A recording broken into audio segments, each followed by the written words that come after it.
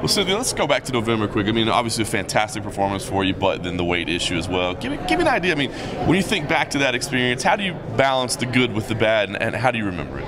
It was it was a good experience to have. Every time you try to go for greatness, it doesn't matter, you're always going to have hiccups on the road. And, that was just something that, happened to be to me. It was seriously out of my control. We tried to prepare for it the best we could, but, that time of the month was just not great for me, and my body was just going through some stuff. So this time we're a lot more prepared. I'm actually a lot closer than I've ever been in any of my weights for strawweight coming in. And I feel great, So it was a good learning experience. You just got to take it as it is and move forward. Listen, as you said, extenuating circumstances, so a little bit out of your control, but people are going to ask you about it this week, I'm sure. I mean, did you take steps in this camp? Were there, a different nutrition, a different training approach? Did you make changes? Yeah, I did. I wanted to make sure that didn't happen again. So what I ended up doing, I brought onto the team, we Freshly Prepped is a meal prep company. They have a sports nutritionist that worked with me.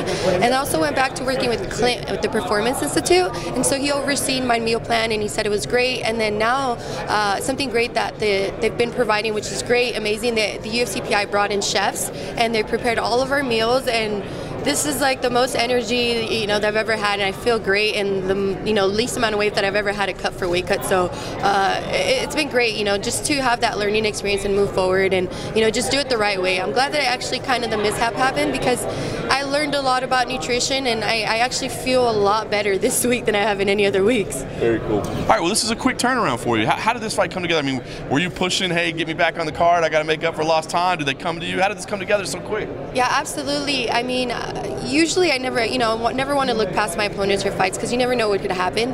But I usually, every time I'm done with the fight, as soon as I run into a matchmaker, I'm always like, okay, what's next? You got to, and especially that night after the mishap with the weight, for me, I'm just so hard on myself. I couldn't just accept the win all the way through just because I knew that I missed weight. And so I was like, I need to make it all right. I need to make weight, and I need to win this fight, and we got to just, please give me something. Let me get it. Let me make it right. Let me prove to you guys that I'm a professional athlete, and I do take this serious. Very cool. Talk about the matchup with Courtney. Obviously, record not exactly the greatest, but has fought everybody in the division. A tough fighter. I mean, what do you think about her so far? Yeah, honestly, I don't think that her record, shows how good she is. She is extremely tough. She's one of the toughest, strawweights in the division. She's fought the who's, and she's always gotten like really razor close split decisions. She's not an easy person to finish by any means. So I know I'm going to see the best Courtney Casey in there. And this is actually one of the few times that she actually has a full camp. All the other times she's taken short notice fights and done extremely good,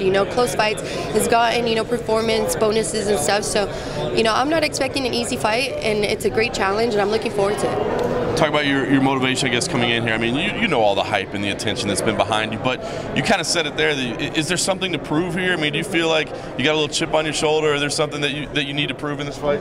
I think, as for every fighter, you always have something to prove. You have to prove that, you're the best in the world. So it's like you can't just go on there like not, thinking that you have to. That's what you train for. You want to be the best. And you got to do it in a very fashionable, impressive way, so that fans want to see you, and that the UFC live stream, they want to put you on.